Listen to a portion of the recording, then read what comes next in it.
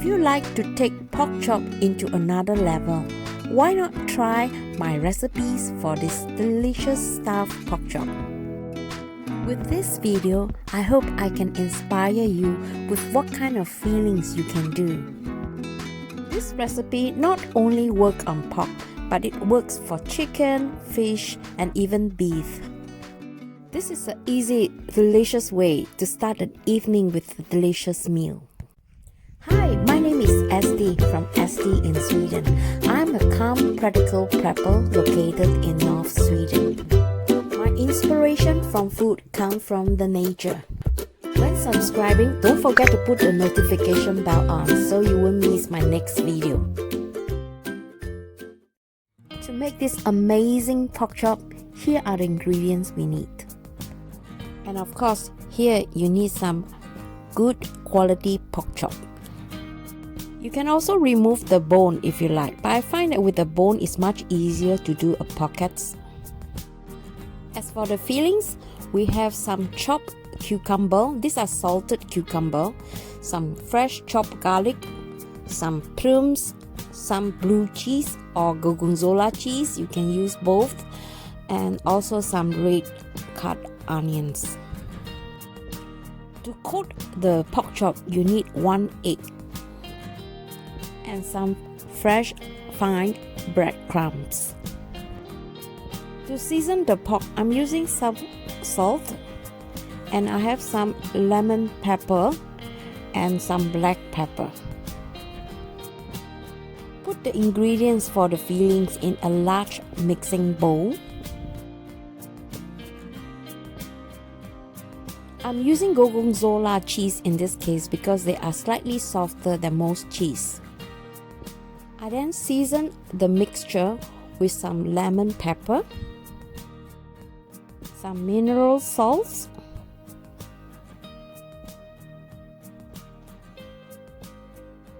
and a small teaspoon of black pepper. Use the back of the spoon to smash the Gorgonzola cheese together with the other ingredients. After the mixture has been mixed well, set aside. Now we want to coat the pork chop. Lightly beat the eggs. Set it aside and season the breadcrumbs with some black pepper.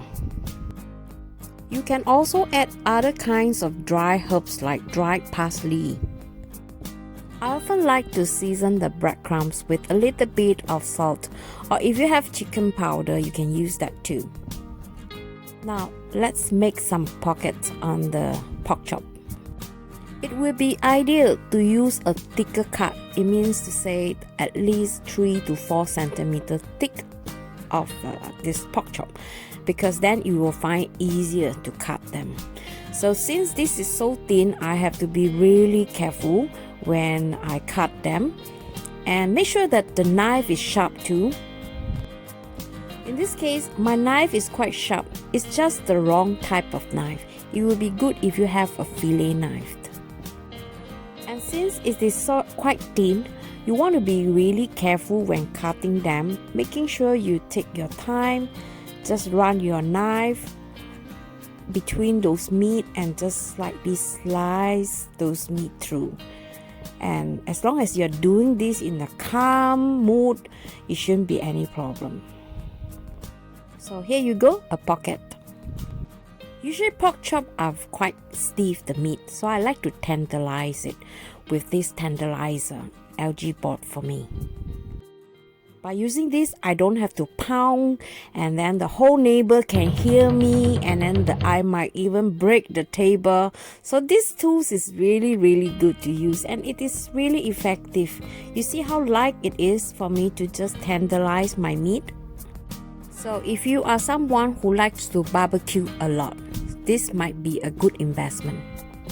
I will put a link to this tenderizer if you are interested. Time to fill up the pockets.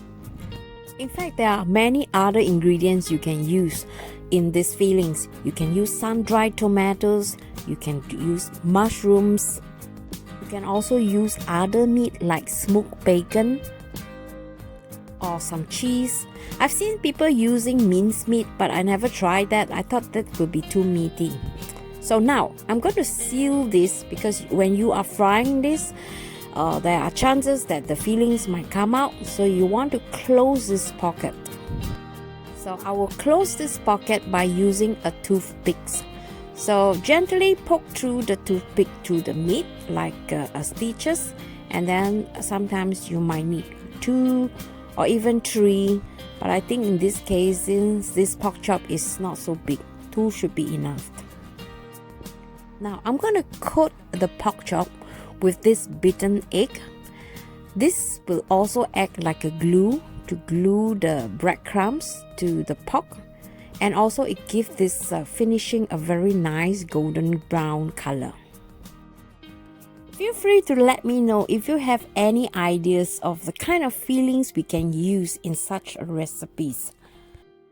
I hope my channel is not just an ordinary channel. I hope it can be like a community where everybody shares and contribute ideas. And in this case, we all grow and learn from each other. Don't you think that will be even better? Now I'm done with all 3 pieces. It's time to fry this. You want to fry them in medium heat for at least 2 to 3 minutes on each side. The goal of frying this is to get this crispy golden crust.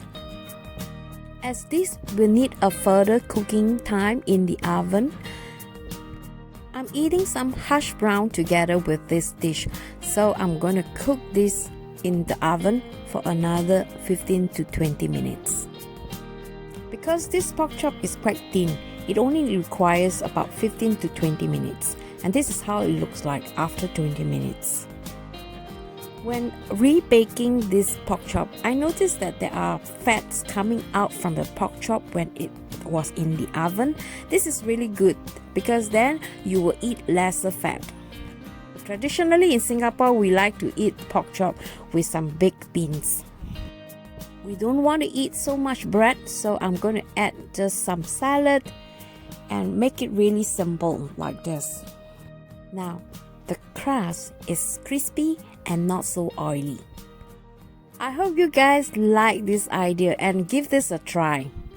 And if you do, please send me a hashtag on Instagram. I usually respond to comment within 1 hour after my new video has been released. Do you need more healthy ideas? Now, here is one. I'm going to show you in my next video how to make this delicious healthy prune cookies.